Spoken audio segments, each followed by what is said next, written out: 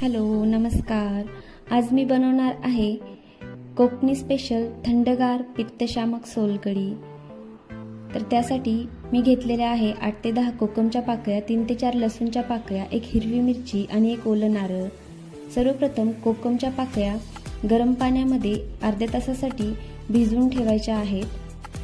त्यानंतर नारळ, लसूण आणि हिरवी मिरची मिक्सरच्या भांड्यात घालून बारीक वाटून घ्यायची आहे।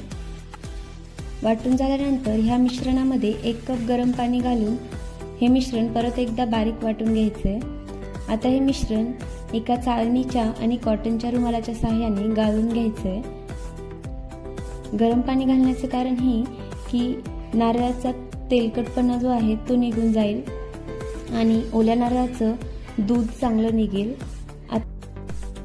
आता परत एकदा हे मिश्रण मिक्सरच्या भांड्यामध्ये घालून यामध्ये 1 कप गरम पाणी घालून हे वाटून घ्यायचे।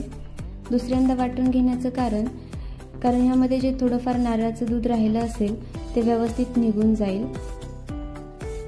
सोलकढी ही शरीरासाठी थंड असते आणि पित्तशामकही असते। आता हे मिश्रण तुम्ही फेकून न देता भाजीमध्ये वापरू शकता। एका नारळाच्या दुधामध्ये 4 जणांसाठी सोलकढी तुम्ही बनवू शकता।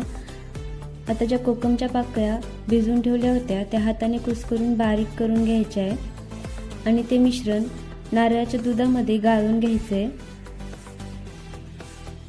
गाळून झाल्यानंतर हे सर्व मिश्रण व्यवस्थित मिक्स करून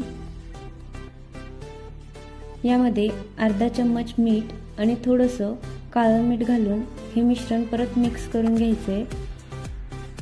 आता यामध्ये थोडीशी बारीक चिरलेली कोथिंबीर घालायची आहे आणि आपली सोलकढी पिण्यासाठी तयार आहे।